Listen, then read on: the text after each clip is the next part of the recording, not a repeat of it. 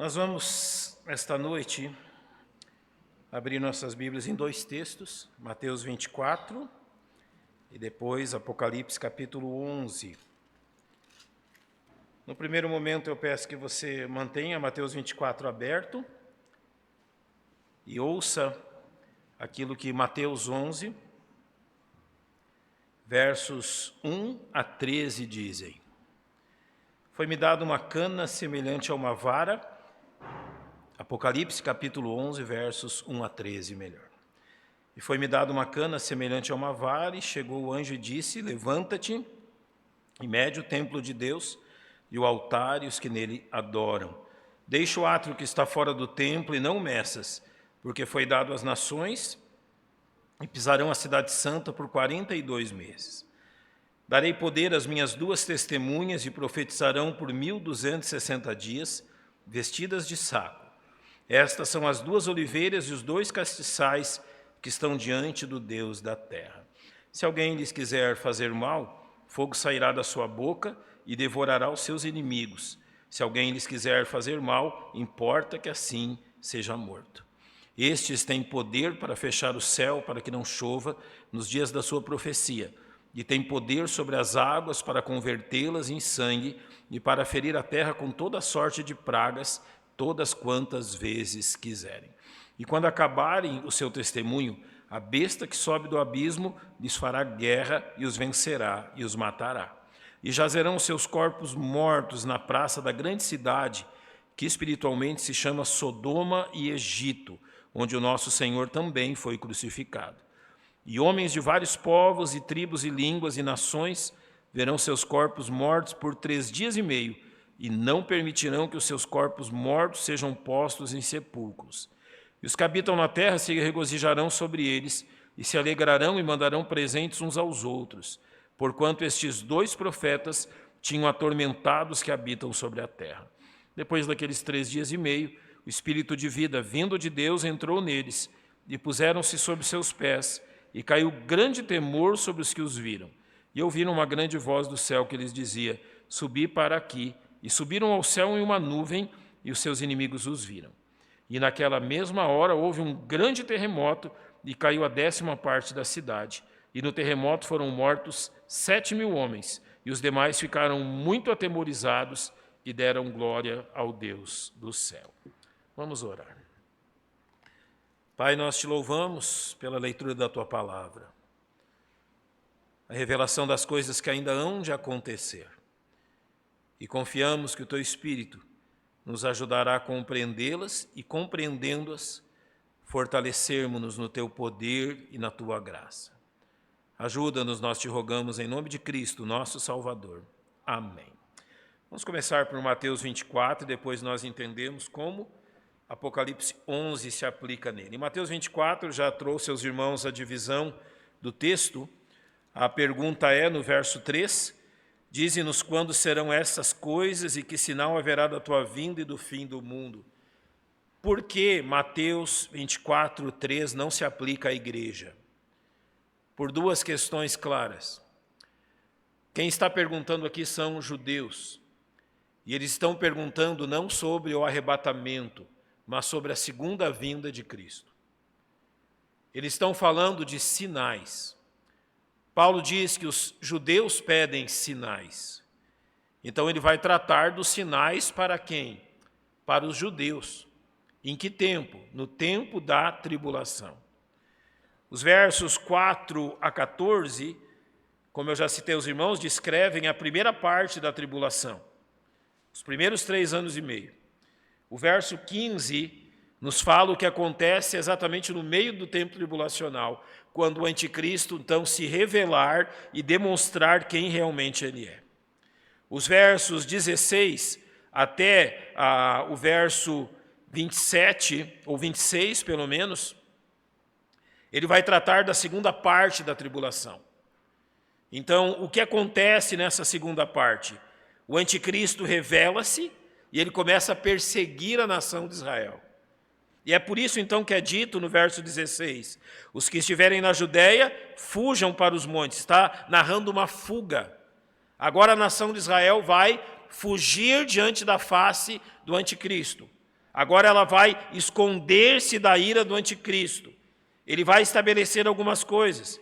Você está sobre o telhado, não desça para tirar alguma coisa de casa. Você está no campo, não volte atrás das suas vestes. Se você está grávida ou amamentando, vai ser difícil para você. Se essa fuga for no inverno ou no sábado, e no sábado eles não podem percorrer uma grande distância, isso também vai haver grande dificuldade. E ele narra assim a questão, verso 21. Porque haverá então grande aflição, como nunca houve desde o princípio do mundo até agora, nem tampouco há de haver. Você nota que em Apocalipse 11 há um intervalo entre a sexta e a sétima trombeta. Agora então, a sétima trombeta trará as 7 taças da ira de Deus. Uma coisa absolutamente impensável, indescritível. Um tempo tal da ira de Deus neste mundo que não há outro tempo na história da nossa raça que possa ser comparado a ele. Nenhuma das 2 grandes guerras, nem as guerras civis locais, podem ser comparadas ao que vai acontecer na segunda parte da tribulação. O verso 22 acrescenta, se aqueles dias não fossem abreviados, nenhuma carne se salvaria. Como que eles foram abreviados? Ao invés de 7 anos de total ira, esta ira é derramada nos 3 anos e meio finais. Então, esse derramar intenso da ira foi abreviado para o final. E nesses primeiros 3 anos e meio, haverá salvação para aqueles que crerem na mensagem das 144 mil testemunhas. E é por isso que é dito, por causa dos escolhidos, serão abreviados aqueles dias. Então agora, indo a Apocalipse capítulo 11, nós começamos agora a expandir isso que Jesus ensinou. A perseguição à nação de Israel. Vocês estão observando nos nossos dias que, por exemplo, houve da parte do Irã um ataque contra a nação de Israel. Em outubro do ano passado, a autoridade palestina, o Hamas, atacou também Israel, causando muitas mortes, e desde lá Israel está em guerra contra a faixa de Gaza. Não em si contra a população, mas contra esse grupo terrorista. O Irã agora também coloca suas garras de fora. O que nós devemos entender em relação a Israel é que ele não será destruído. Mesmo que o Irã admita ter armas atômicas, Israel não será destruído. Israel será preservado em todo este tempo, enquanto a igreja permanece neste mundo. Nós não sabemos exatamente quais serão as circunstâncias, a gravidade das circunstâncias, quando a igreja for arrebatada, e imediatamente a primeira coisa que acontecerá nos 7 anos da tribulação é o surgimento do anticristo. Não sabemos a intensidade, mas sabemos então que haverá este clima bélico contra Israel, contra os judeus. Países islâmicos, países árabes, o Irã, por exemplo, não é árabe, ele é persa, mas também inclui-se em tudo isto. Gog, da terra de Magog, ou seja, a Rússia, e aliados, como a Bíblia aponta, a Alemanha e a Turquia, vão se juntar aos países árabes e ao Irã na primeira parte da tribulação para atacar Israel. Então nós sabemos que quando o anticristo surgir, vai ser necessário da parte dele que ele realize uma paz, que será temporária e falsa, para que isso não chegue realmente a uma guerra total. E ele vai conseguir isso. E quando ele então fizer isto, haverá 3 anos e meio de uma falsa paz para Israel. Aconteceu comigo uma coisa muito interessante na última semana. Eu estava no intervalo da aula, eu desci lá na rua para olhar o carro, e um senhorzinho passou por mim, e ele me deu bom dia, perguntou quem eu era, eu me apresentei para ele, e ele me disse assim, eu sou judeu, e moro aqui no setor, moro aqui próximo. E eu falei, o senhor é judeu? E o senhor é um judeu messiânico? O senhor crê que Jesus Cristo é o Messias? E ele me disse, não, de forma alguma. Nós judeus não cremos nisso. Nós ainda aguardamos o Messias. E ele começou a expor, e o conhecimento dele dos profetas do Velho Testamento, ele começou a me expor e a trazer os argumentos dele de que muito em breve o Messias surgirá, ele crê isto, e a paz então reinará sobre Israel. Eu deixei ele terminar de falar e eu pedi licença, ele disse: agora, permita-me dizer algo ao Senhor. A Bíblia diz, e realmente as profecias do Velho Testamento que o Senhor citou são corretas. Mas a Bíblia diz que este homem que o Senhor está esperando surgir em breve não será o Messias. Jesus é o Messias. E quando eu disse essa palavra, Jesus é o Messias, a conversa terminou ali. Ou seja, ele disse: olha, eu vou ir, você não sabe de nada, você não é judeu para saber o que eu estou lhe dizendo. Agradeci a ele, não o encontrei mais, espero encontrá-lo novamente caminhando por ali, já é um senhor de uma certa idade, mas esse é o pensamento. Eles aguardam um Messias que realmente vai trazer-lhes a paz, e o anticristo vai se encaixar neste papel. Então, o que nós temos aqui no capítulo 11 é a forma que Deus vai lidar com a nação de Israel nesse período. E olhe só os versos 1 e 2. Foi-me dada uma cana semelhante a uma vara, está falando aqui de João. João agora é o sujeito da ação. E chegou o anjo e disse: levanta-te e mede o templo de Deus e o altar e os que nele adoram, e deixa o átrio que está fora do templo e não o meças, porque foi dado às nações, e pisarão a cidade santa por 42 meses. Vamos por partes naquilo que esse texto nos ensina. Primeiro, toda a cena até o verso 13 ocorre em Jerusalém. A medição do templo, e depois ele vai dizer no verso 8, onde o nosso Senhor também foi crucificado, referindo-se à cidade, Jerusalém. Então todo esse fato ocorre em Jerusalém. Ele está falando do templo, e é preciso a gente fazer uma questão cronológica a respeito desse templo que ele tem citado. Nós sabemos qual é o lugar onde fica o templo. Você conhece bem a história de quando Abraão foi chamado por Deus para oferecer o seu único filho, Isaque. Você lembra o nome da montanha, do monte sobre o qual Deus mandou que Abraão fizesse isso? Moriá. Pois o monte Moriá é exatamente onde, em 1005 a.C., aproximadamente, Salomão inaugurou o templo que Davi desejou fazer, Deus não permitiu, então ele, Salomão, fez. Isso ocorreu 1000 anos antes de Cristo. Foi o primeiro e magnífico templo, literalmente uma casa de ouro. Esse templo ele foi destruído um pouco mais de 400 anos depois disso. Em 586 a.C., os babilônicos invadiram Jerusalém e completamente destruíram o templo e levaram os seus tesouros. Nós sabemos que Israel ficou no cativeiro babilônico por 70 anos. Então, em 515 a.C., o templo foi reconstruído no mesmo local por aqueles que retornaram do exílio sob a liderança de Zorobabel.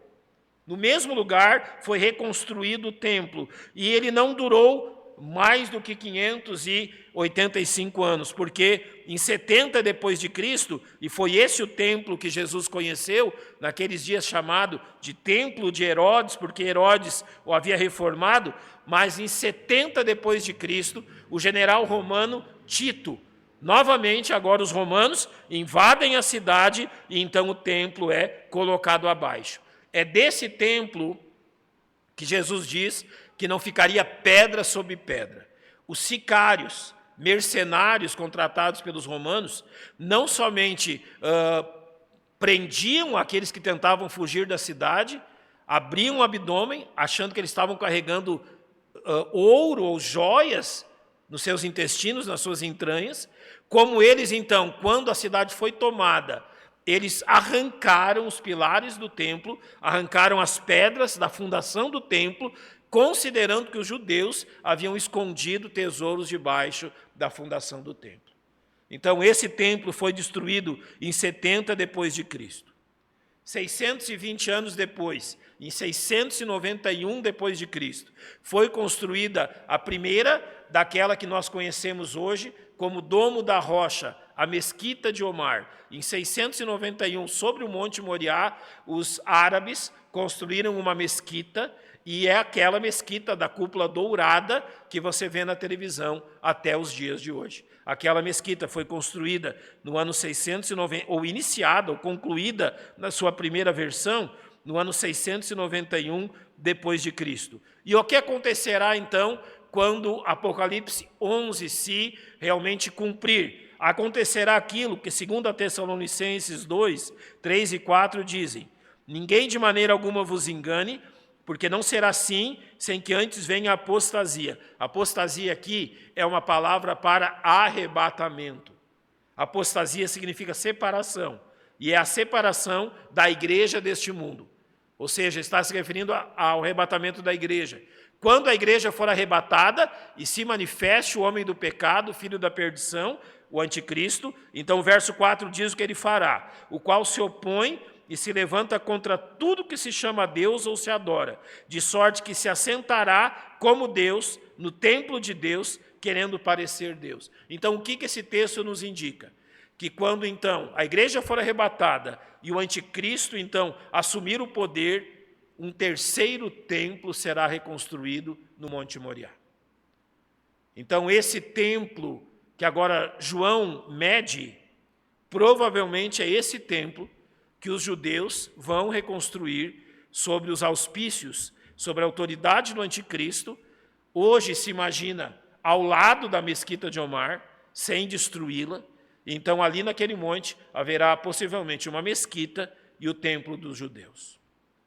É interessante que os judeus têm praticamente todo o material necessário para este templo já pronto. Há uma entidade chamada Instituto do Templo, ou algo nesse sentido, que cuida disso. E é tão interessante isso, que as coisas do templo precisam ser consagradas com o sangue de uma novilha vermelha. Depois, quando a novilha tem 1 ano, não pode haver mais, se não me engano, que 3 ou 7 fios brancos nessa novilha, para que o sangue dela seja usado. E eles buscam isso, para consagrar os utensílios do templo. Ou seja, isso já está visivelmente preparado e planejado, para que então isso ocorra e se dê aquilo que o versos 1 e 2 diz. E agora é interessante isso, que João vai medir esse templo, o templo que ele vê, e ele faz uma separação aqui. Mede o templo de Deus e o altar e os que nele adoram. A separação é qual? A estrutura do templo envolvia o prédio, que tinha o lugar santo e lugar santíssimo, e o pátio dos sacerdotes, aonde estava o altar de sacrifício. Dos lados havia o pátio das mulheres e o pátio dos judeus. E além desses pátios, havia o chamado pátio dos gentios, que era o limite aonde podia chegar quem não era gentil. Deus manda, o anjo manda que João meça a parte dos judeus. E esse medir da parte dos judeus, e nós conhecemos, por exemplo, outros textos que falam disso, como textos em Ezequiel e Zacarias, este medir da parte dessa parte do templo, excluindo a parte dos gentios, volta-se ou significa, ou tem o símbolo de proteção, de preservação. Então se mede porque Deus quer preservar aquilo. E por isso o verso 2 diz: deixe o átrio que está fora do templo, ou seja, o átrio dos gentios, o pátio dos gentios, e não o meças, porque foi dado às nações, e pisarão a cidade santa por 42 meses. 42 meses em anos dá quanto? 3 anos e meio. Ou seja, ao que ele está se referindo? A segunda parte do tempo tribulacional. Ele claramente diz que os gentios pisarão a cidade santa por 42 meses, ou seja, a segunda parte da tribulação será um tempo onde o anticristo e as nações gentias pisarão a nação de Israel. Depois nós vamos ver, a partir do capítulo 12, como Deus vai protegê-los. Mas agora, as nações gentias, nessa segunda parte da tribulação, estão pisando sobre Israel. E o que Deus fará então? Verso 3. 2 testemunhas. Deus já havia levantado 144 mil testemunhas. E agora ele levanta 2 testemunhas específicas. E darei poder a minhas 2 testemunhas, e profetizarão por 1260 dias. Notem que todos os cálculos são do mesmo tempo. 3 anos e meio, 42 meses, 1260 dias, ou seja, tudo refere-se ao mesmo período, contado em anos, contado em meses, contado em dias. Então, nesta segunda parte da tribulação, Deus vai levantar 2 testemunhas. Há toda uma batalha, vou dizer assim, para que nós saibamos quem são esses 2 homens. Há aqueles que defendem principalmente 3 nomes das Escrituras. Elias, a maioria defende que essas 2 testemunhas serão Elias e Moisés. Alguns defendem que essas testemunhas serão Elias e Enoque. Por que, por exemplo, Elias e Moisés? Pela semelhança dos milagres que ambos realizaram. Por exemplo, Elias fez com que a chuva parasse. Isso vai acontecer. Essas testemunhas farão isso. O mar se transformar em sangue. Moisés fez isso. Então se pensa que podem ser Elias e Moisés pela semelhança dos milagres. E por quê? Elias é o maior dos profetas. E Moisés, realmente, o maior dentro da lei. Então, seria a lei e os profetas representados em Elias e Moisés. Irmãos, nós não temos como saber. Outros dizem que seriam Elias e Enoque. O que você lembra quando junta Elias e Enoque? O que é semelhante entre os 2? Os 2 não morreram. Elias foi trasladado num carro de fogo e Gênesis diz que Deus tomou Enoque para si. Então são 2 pessoas que não morreram. Então por isso se pensa que Elias e Enoque são realmente bons personagens para isso, ou seja, para que eles sejam essas 2 testemunhas. A verdade é que nós não temos como saber. A Bíblia não dá realmente a identidade deles. Pode ser que sejam eles, ou pode ser que realmente sejam figuras que nós não conhecemos. Basicamente, 2 profetas, porque o verso 3 diz que eles são vestidas, a veste deles é de saco, semelhante a Elias, semelhante a João Batista, profetas que narram julgamento. Então, nós não temos como definir exatamente isso, apesar de que, e muitos usam a expressão, que no Velho Testamento é dito que Elias virá. Ou seja, pode ser Elias o próprio ou alguém no espírito de Elias, ou seja, com o mesmo ministério. Nós, no momento, não temos como saber ou definir exatamente quem serão essas figuras. Mas o que elas farão? Verso 4. Estas são as 2 oliveiras e os 2 castiçais que estão diante do Deus da terra. Então, essa expressão de oliveiras e castiçais é usado em outros trechos de profetas do Velho Testamento, demonstrando que representam exatamente isto. Profetas, 2 testemunhas. E o que isso nos dá certeza? Que são 2 homens de verdade. 2 homens. Essas 2 testemunhas são homens que se levantarão da terra. E o verso 5 diz sobre eles: se alguém lhes fizer mal, fogo sairá da sua boca e devorará os seus inimigos. Se alguém lhes quiser fazer mal, importa que assim seja morto. Diz aqui, se alguém enfrentá-los, fogo sairá da sua boca. Isso pode ser literal? Pode, ou pode ser o mesmo que aconteceu com Elias quanto aos profetas de Baal. Deus enviar fogo para destruir esses homens que vão contra eles. Eles têm poderes, olha o verso 6. Estes têm poder para fechar o céu, para que não chova nos dias da sua profecia. E têm poder sobre as águas, para convertê-las em sangue, e para ferir a terra com toda sorte de pragas, todas quantas vezes quiserem. Então eles serão literalmente 2 homens absolutamente odiados por esse mundo. Porque as suas ações levarão os homens a uma dor e uma dificuldade ainda maior. Porque aquilo que eles desejarem fazer, eles farão, seja cessar a chuva, converter a água em sangue, ferir a terra com pragas, quantas vezes eles quiserem. Então Deus dará poder a eles. Mas olhe como a história se desenvolve. Verso 7. Quando acabarem o seu testemunho, a besta que sobe do abismo, o anticristo, lhes fará guerra e os vencerá e os matará. Deus vai permitir isso. Deus vai permitir que as forças das trevas agora tirem a vida das duas testemunhas.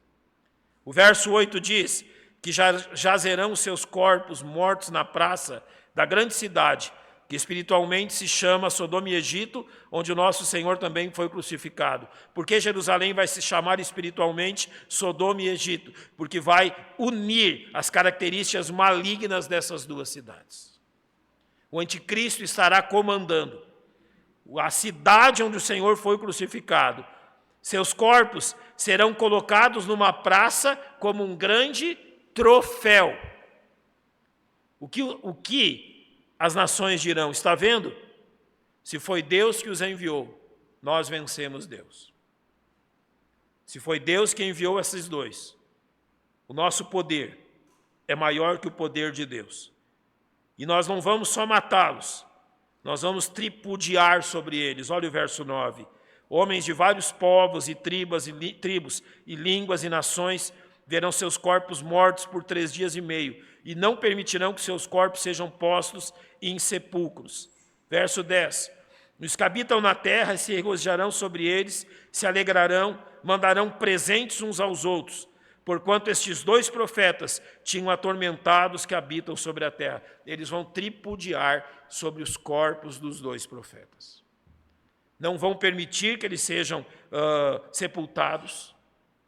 E olha algo que eu lembro, por exemplo, há 40 anos atrás, quando eu ouvia o meu pastor pregar sobre esse texto, quando diz, por exemplo, que homens de vários povos, tribos e línguas e nações verão seus corpos mortos por 3 dias e meio. Há 40 anos atrás nós não tínhamos ideia de transmissões de TV, de internet e de como as imagens e sons chegam praticamente em tempo real a qualquer lugar do mundo. Hoje nós sabemos como todo mundo verá, como isso será transmitido literalmente pela internet, pelos canais de televisão, e aqui eles vão estar festejando sobre os corpos desses 2 profetas. Qual é a festa deles? Qual é a alegria deles?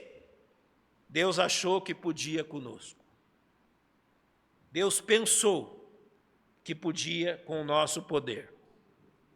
E nós demonstramos para Deus que Ele não pode lidar conosco. Mas olha o que ocorre no verso 11. E depois daqueles 3 dias e meio, o Espírito de vida, vindo de Deus, entrou neles. Puseram-se de pé e caiu grande temor sobre os que os viram. Agora, a minha interpretação pessoal, quando diz sobre os que os viram, e não mais sobre multidões de pessoas do mundo, é que possivelmente, se eles transmitiram a morte, eles não vão querer transmitir a ressurreição deles. É literalmente omitir uma informação. É a minha interpretação.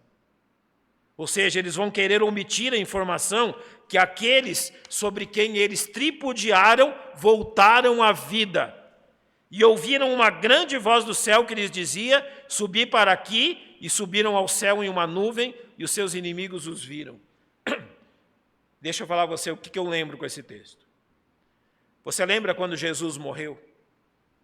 Que os judeus praticamente obrigaram os romanos a colocar uma guarda na frente do sepulcro e a selar o sepulcro. E você lembra qual foi o argumento deles? Para que não vindo os seus discípulos roubem os seus corpos e o último embuste seja pior do que o primeiro. Pois é exatamente o que eles fazem aqui. Eles não vão querer que as pessoas do mundo saibam ou vejam como viram a festa deles sobre os corpos, e eu volto a dizer, isso é um entendimento meu, que agora esses corpos reviveram, e mais do que reviveram, foram levados ao céu. Eles podem esconder a informação, Mas olha o que diz o verso 13. Naquela mesma hora houve um grande terremoto, caiu a 10ª parte da cidade, ou seja, 1 de cada 10 prédios desmoronou. 7.000 homens morreram. Isso atemorizou os homens. E agora, ao final do verso 13, diz: e deram glória ao Deus do céu. Você lembra que até aqui, em tudo que aconteceu, a narrativa sempre era: e os homens não se arrependeram das suas más obras. Agora, depois de tripudiar sobre Deus, sobre o poder de Deus e a autoridade de Deus, eles observam aqueles 2 homens sendo ressurretos, arrebatados ao céu. Não tem como ignorar isso, não tem como dar outra versão para isso, não tem como dizer que não foi Deus. Outro não poderia fazer. E agora eles dão glória ao Deus do céu. Agora eles reconhecem que existe um Deus que está fazendo tudo isso. Sabe qual é o problema disso aqui? Agora é tarde demais. Eles estão reconhecendo, mas eles não estão crendo. Você sabe quando algo muito triste acontece numa família, numa igreja, numa cidade, ou talvez num país, quando dezenas de vítimas, às vezes jovens, crianças, são ceifadas, durante um certo tempo as pessoas se atemorizam com aquilo, mas não creem.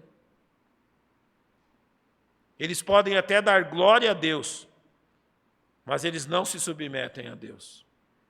A tribulação é uma demonstração de que realmente é a nossa raça. A tribulação é uma revelação de quem realmente nós somos. E que se Deus não tivesse interferido na nossa história e enviado Jesus Cristo, possivelmente nós já nos teríamos destruído a nós mesmos e talvez esse planeta. A tribulação é uma demonstração clara de quão terríveis nós somos. Quão terríveis são nossas ações e quão terrível é a nossa impiedade. Só quebrantada, só quebrada pelo poder do sangue de Jesus. Até 3 anos e meio, até a metade da tribulação, a mensagem do reino, crer no rei, será pregada. Agora que começa a perseguição a Israel, e nós vamos ver no capítulo 12, nos próximos dias, o que ocorre? Incredulidade. Estamos perto de tudo isso, irmãos. As coisas que estão acontecendo com Israel nos apontam para isso. O palco está sendo montado. Os personagens estão colocando sua cara de fora. A Rússia, que há 20 anos atrás parecia adormecida, está mostrando o poder de Gog e Magog. Os persas estão colocando suas garras de fora. Os árabes já não temem atacar Israel. Países como a Alemanha, a Rússia, que Ezequiel diz que vão se unir a Alemanha e a Turquia, que vão se unir a Gog, da terra de Magog, ou seja, a Rússia, estão colocando suas garras de fora também. Israel está sendo odiado no mundo inteiro. Ou seja, o relógio de Deus anda. E nós estamos fazendo o quê? Como que isso atinge o nosso coração e a nossa vida? Como que nós estamos olhando para tudo isso? Eu espero que vocês estejam olhando para tudo isso com os pés na terra e os olhos no céu. Com os pés na terra, realistas, mas com a sua esperança voltada ao céu. Nós devemos amar a doutrina do arrebatamento, sabendo que muito próximo está o dia em que o nosso tempo nesse mundo vai se encerrar. E algo incrível chamado eternidade vai começar. Então, tenhamos temor no nosso coração, enquanto ainda temos oportunidade aqui nesse mundo. Vamos fechar os nossos olhos, vamos orar. Nosso Deus, nós te agradecemos pela revelação da Tua palavra, que não nos deixa no escuro, quanto àquilo que tu pretendes fazer, que tu irás fazer, e quanto à malignidade do coração dos homens. Ajuda-nos, Pai, observando a tua profecia, a tua palavra, termos o nosso coração mexido pelo temor do Senhor, cientes que pouco tempo nos resta, e se há coisas a serem feitas, este é o momento de fazê-las. Oramos pela nação de Israel. Sabemos que hoje eles estão cegos, hoje eles estão endurecidos, rebeldes contra ti. Mas que quando essas coisas que lemos acontecerem, eles serão quebrantados. O Senhor converterá o remanescente fiel. E nós te louvamos porque tudo aquilo que o Senhor nos disse cumprirá e nenhuma das tuas palavras passará em vão. Agora, Pai, rogamos que nos despeça debaixo do teu cuidado. Dá-nos uma noite boa de descanso debaixo da tua proteção. É o que rogamos em nome de Cristo, nosso Salvador.